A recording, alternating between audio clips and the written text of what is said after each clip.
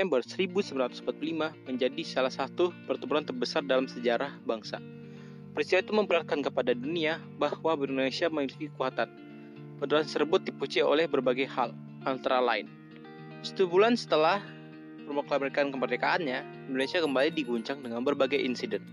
Di Surabaya, Belanda mengibarkan bendera negara mereka di Hotel Yamato. Insiden ini membuat warga setempat marah. Ini karena pada waktu itu, pemerintah Indonesia sedang gencar-gencarnya memberikan informasi kepada rakyat mengenai makna kemerdekaan. Bukan itu saja, pemerintah kala itu juga sosialisasi setelah menetapkan bendera merah putih sebagai bendera nasional. Di berbagai daerah muncul wacana untuk mengibarkan bendera merah putih. Surabaya pun tak ketinggalan. Masyarakat saat itu ramai mengibarkan bendera ke berbagai sudut kota. Namun, sekutu saat yang memenangkan Perang Dunia ingin mengambil kendali wilayah jajahan dari Belanda. Hal itu membuat tentara Inggris yang tergabung dalam Allied Force Netherlands East Indies atau AFNI datang untuk melucuti tentara Jepang. Namun saat itu, pihak Inggris juga turut memiliki misi lain, yaitu mengembalikan Indonesia ke administrasi pemerintahan Belanda. Bahkan perwakilan dari Netherlands Indies Civil Administration atau NICA turut membonceng pihak Inggris. Peristiwa ini akhirnya membuat sekelompok orang Belanda mengibarkan bendera merah putih biru tanpa persetujuan pemerintah Indonesia di Surabaya. Bendera tersebut berkibar di tiang paling atas Hotel Yamato pada malam hari. Pagi hari setelah pengibaran tersebut, masyarakat Surabaya yang melihat bendera Belanda sudah berkibar merasa marah dan murka.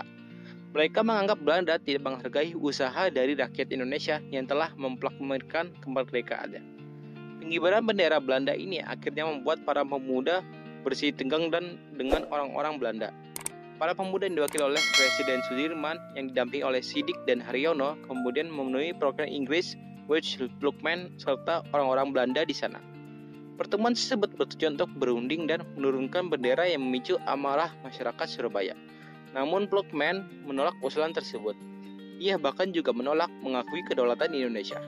Segera setelah pertemuan, Lookman mengeluarkan pistol yang memicu perkelahian di lobi Hotel Yamato. Kala itu, ia tewas dicekik Siddiq. Adapun Siddiq lalu tewas ditembak tentara Belanda. Di luar gedung hotel, massa yang datang semakin banyak. Mereka mendukung Presiden Sudirman untuk membuat inisiatif harga bendera tersebut diturunkan. Presiden Sudirman lihat keluar dan mengatakan jika perundingan tidak menemui titik temu. Akhirnya, para pemuda yang masih berada di luar gedung memanjat naik ke atas hotel dan menurunkan bendera Belanda. Setelah itu, mereka merobek bagian biru dari bendera tersebut dan hanya menyisakan 2 warna, yakni bendera merah dan warna merah dan putih. Bendera yang telah dirobek tersebut kemudian dipasang kembali ke puncak tiang. Setelah segala bendera kembali terpasang, masyarakat membagikan seruan merdeka. Peristiwa ini kemudian menjadi awal dari berbagai pertempuran pertama antara pihak Indonesia dengan tentara Inggris.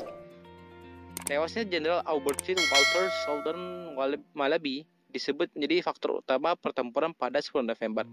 Peristiwa ini dipicu pada saat rakyat Surabaya menginginkan gedung internasional bebas dari militer Inggris yang berujung pada percekcokan dan pertempuran antara kedua pihak.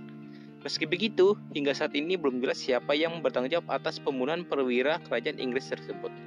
Sebagai sumber ada yang mengungkapkan hal berbeda. Ada yang menyebut Malaby tewas saat ada aksi tembak-menembak dengan penduduk Surabaya pada tanggal 30 Oktober 1945.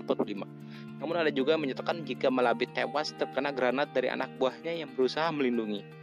Granat tersebut meleset malah terkena mobil yang ditumpangi Malaby, hingga kemudian terbakar. Kejadian tersebut dengan penyebab tewasnya Malaby. Terbunuhnya Malaby akhirnya membuat Inggris mengultimatum rakyat Surabaya untuk menyerahkan berbagai senjata sebelum pukul 6 pada tanggal 10 November. Tapi ultimatum tersebut tak dihiraukan rakyat. Rakyat Surabaya memutuskan untuk tetap melawan hingga terjadilah pertempuran yang dikenal dengan nama peristiwa 10 November dan diperingati sebagai Hari Pahlawan.